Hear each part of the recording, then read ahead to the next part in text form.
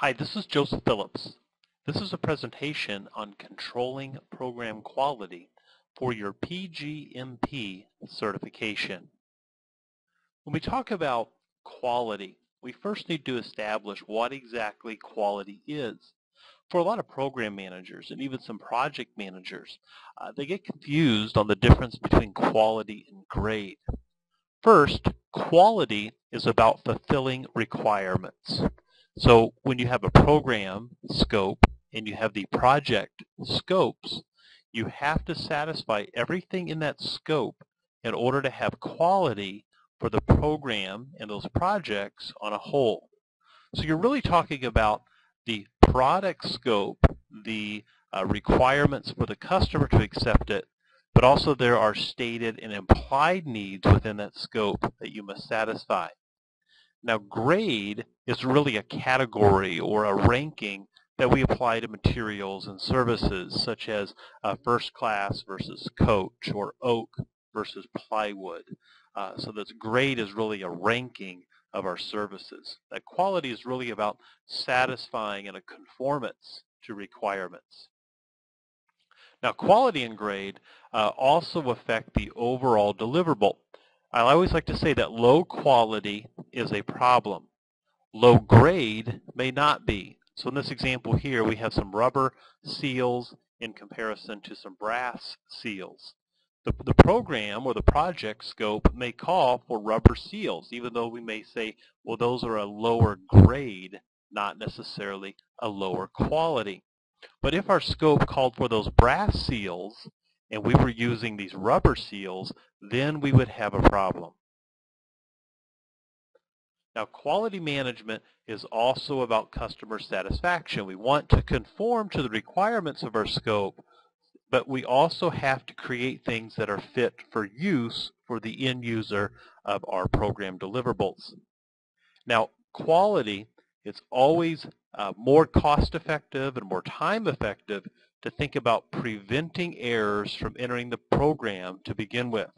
That quality is planned into a project, it's planned into a program, it's not inspected in. And this is really about quality assurance. There's always a management responsibility to quality. And what I mean by that, it's just not a good idea for management to demand a certain level of quality, but not provide the project managers and the program managers and the program team managers the ability to have those tools in order to reach the expected quality. In other words, management has a responsibility to give me the tools, to give me the resources to meet their expectations for quality. Now, for your exam, you should also be familiar with Deming's plan, do, check, act, cycle that you see in the graphic here. That I plan for quality, I execute my plan, I check it, that's quality control, and then based on those outcomes, I act. So that's the plan, do, check, act, cycle. The quality policy defines our quality assurance approach. So your organization may use some ISO programs, the Organization for International Standards. You might use Six Sigma or Total Quality Management, or you may have a quality policy that you have written.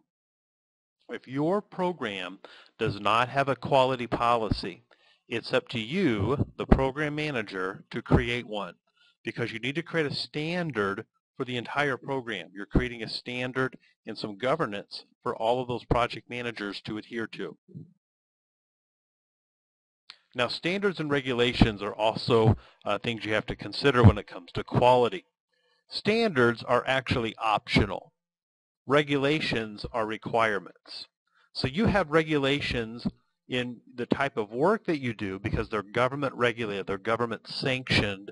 And if you don't follow regulations, you could have fines and penalties, even jail time. Could be really severe depending on the application area you're in. But you need to follow regulations. If you don't follow regulations, you have a cost of nonconformance. You have poor quality in your program. And that's just what I was hinting at here with the cost of conformance. A cost of conformance to requirements describes all of the monies that you have to pay to adhere to or deliver the expected level of quality. So you think about safety measures, team development and training, and then just having the right tools and materials and processes. That it takes money to ascertain the expected level of quality in your program. Now, the cost of non-conformance to requirements, also known as the cost of poor quality, it's the negative cost that are absorbed by the organization if the program doesn't adhere to quality. So you think about liabilities and lawsuits, the loss of life or limb, any type of rework or wasted materials, also the damage it does to your reputation and the business you may lose because you didn't adhere to the expectations for quality. Every program needs a quality management plan. This is a plan that defines the standards for all of the components within the program, the quality control expectations, what is your quality assurance and QC approach, but it also defines the operational definition. So what's the terminology that you'll use throughout the program? How will you measure quality?